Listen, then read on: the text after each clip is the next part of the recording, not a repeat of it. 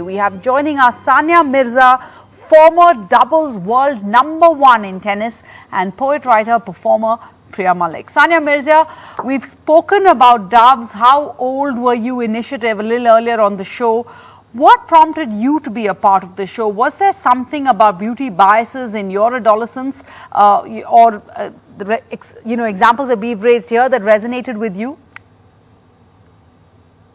100%. I think that for me, for a child, from a regular Muslim family in Hyderabad, which was a small city at that time, to choose to play tennis, being a girl, an outdoor sport was something that was very, very different.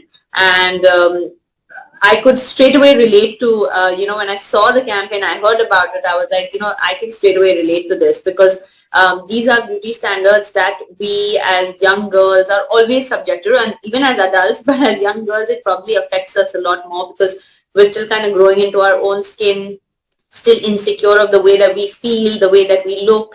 And these kind of, questions obviously put a doubt in your mind, and they do shape you into becoming the person that you can or cannot be. So it definitely resonated with me.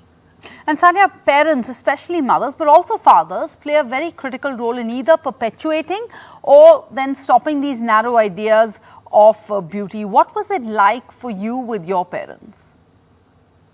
Luckily for me, with both my parents, actually, not just my mother. I come from we are a very small and close-knit family, and I didn't really ever have that at home. Nobody was really bothered about what we wanted to do. We were just allowed to achieve and dream about our goals and move forward with them, and it didn't matter if we became dark in the process. That was not something that really crossed our mind at all, and that was the way that we were brought up. We were never taught to be judged or judge people by the color of their skin, and that is just something that as a family, we just didn't think that was a problem at all, and we didn't see how other people didn't see it that way as well.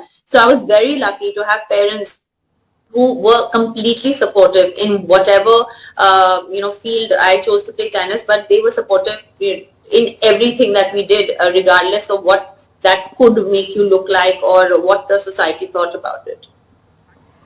Sania, what would you say to mothers of young girls about the things they might subconsciously say or do that feed into the idea of beauty test? I think it's very important to understand that a girl is so much more than the way she looks, and a young woman is so much more than her just looking good for someone to get married to, right? And I think that's what I want to tell young mothers. Being a young mother myself, I do have a boy, but I want to tell mothers of boys and girls, just having a child is not enough. You also need to put that confidence in the child that they can go out and achieve whatever they want, regardless of what color they are, regardless of what color they might become, regardless of what gender they are.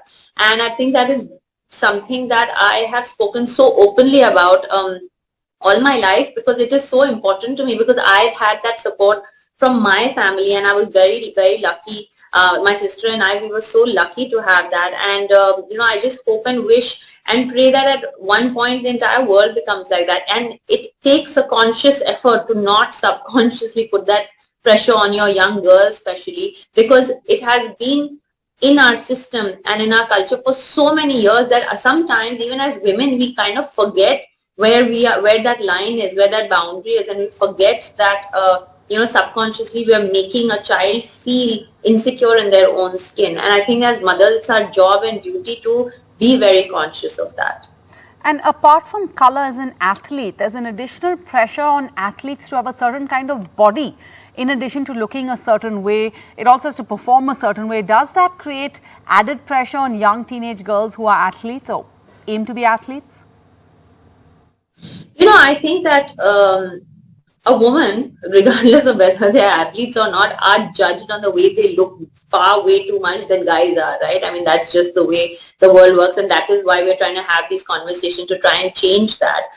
Because the fact of the matter is that when a young girl is trying to play a sport, let's say for instance, and she's trying to succeed, she's not really too bothered about the way that she looks, at least on the court. I mean, I know I am not, and I wasn't. I really didn't care how bad I looked or what I looked like, as long as I was trying and giving my best to win the tennis match. And I don't see why it should be any different, because that's what you expect from a man, right? But the fact is that I did get those questions when I was younger, not at home, but like from the aunts and uncles saying, oh, how long is she going to play for? She's going to become dark. And I was like 12 years old. And they're like, who's going to marry her? And even at that point, I remember thinking to myself, I promise you I'll find someone to marry. It's okay. I don't think and if somebody's going to judge me by the color of my skin, of how dark or light I am, then I don't think that person is worth marrying. There's definitely so much more added pressure. Even now, you put on a kilo or two and all of a sudden you get questions on social media if you're pregnant. That's how much pressure there is for a woman to constantly look amazing and have that whatever the figure they have in mind or is the ideal figure for a woman. Because if someone puts on a kilo or two and all of a sudden they're like, oh, are you pregnant? And that is their only thought process. So it definitely does add pressure, but it's the parents' job to take that pressure off. And that is why it's so important, especially as you mentioned earlier, the mother's job, consciously, because possibly and most probably she's been through those beauty standards as well. Absolutely. Sania, you are a youth icon and millions of youngsters, especially young girls, look up to you. What would you say to the young girls who are dealing with body anxiety issues, who are feeling the pressure to conform to a certain look? I think that first of all, you have to believe in yourself. You have to believe in your ability and believe that as a young girl or as a woman, the way that you look does not define you or your life. And as you grow older, you will understand that so much more and so much better. And if you don't have parents like I did who were giving you all that support that you need, then go and find that support somewhere else, or try and tell them that it is not what defines you as a person, and go after your dreams and believe, just believe in yourself, because if you don't back yourself, nobody else will.